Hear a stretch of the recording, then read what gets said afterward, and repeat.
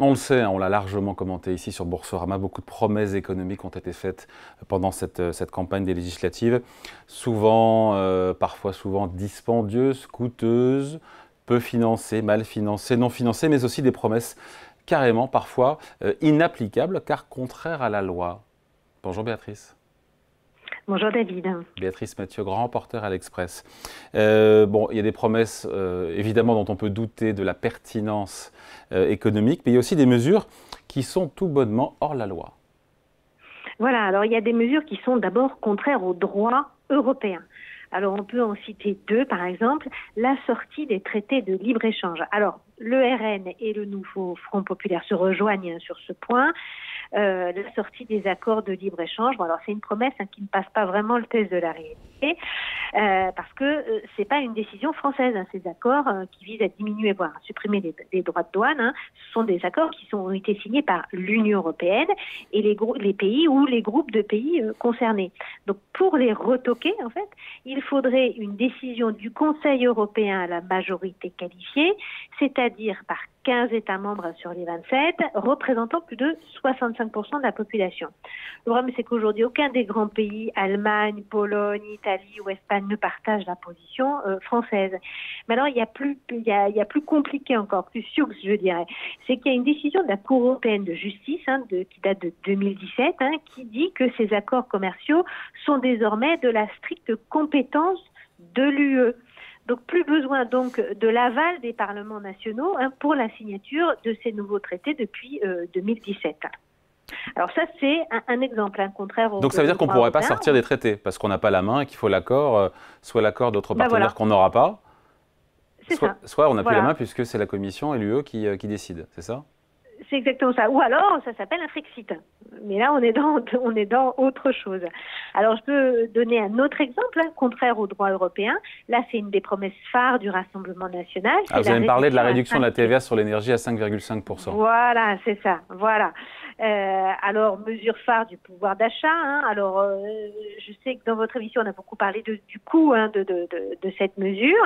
Mais il y a aussi sa possibilités concrètes au regard de la loi. Or là, on ne peut pas tout faire en matière de fiscalité et notamment sur la TVA. Alors il y a l'article 98 de la directive européenne de 2006 relative au système commun de TVA encadre de façon assez stricte en fait les taux réduits de TVA.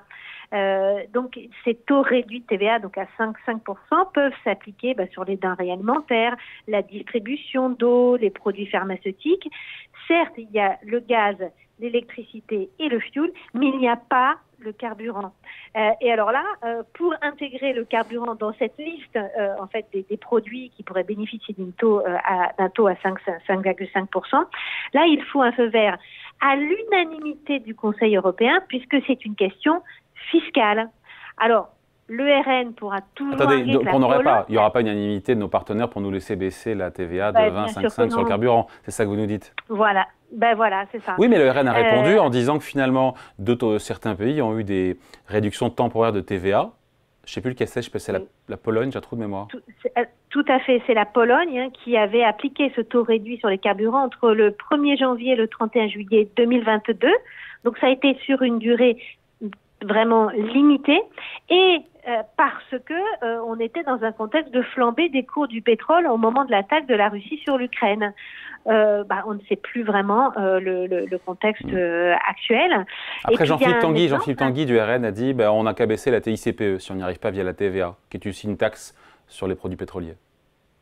Oui, mais ça c'est effectivement on n'est plus sur la baisse de la TVA. Là c'est une autre mesure fiscale, c'est une autre mesure fiscale qui est là proprement française. Bon, Rémi, la contribution de la France au budget européen, c'est aussi une des promesses du Rassemblement national.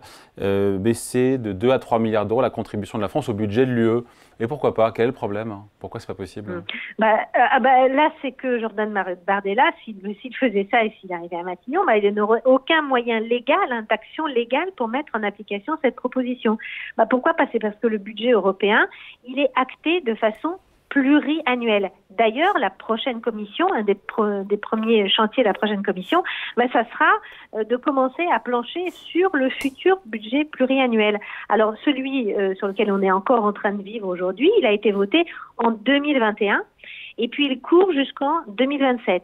Alors, à mi-parcours, une révision était possible, mais la date butoir est déjà passée.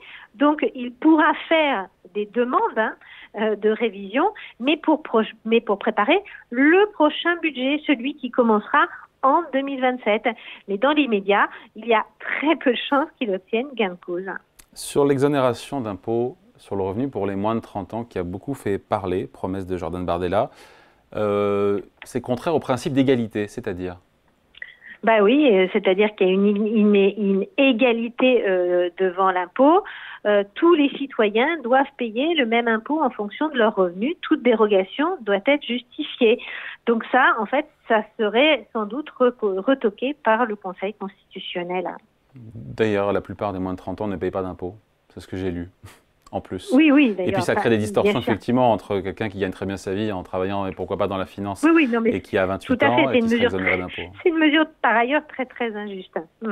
Il reste... oui. Alors il y a aussi, quand on parle d'imposition sur le revenu... oui, les 14 tranches, les fameuses 14 tranches du nouveau Front populaire.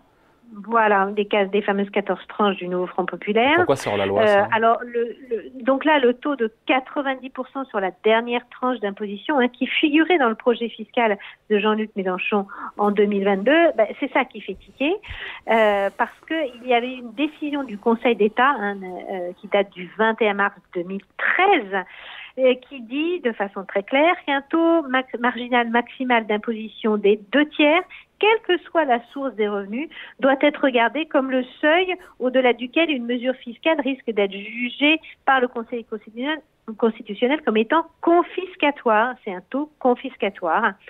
Il fait peser une charge excessive sur une catégorie de contribuables en méconnaissance du principe d'égalité. Donc là aussi, il est probable que cette mesure soit retoquée par le Conseil constitutionnel.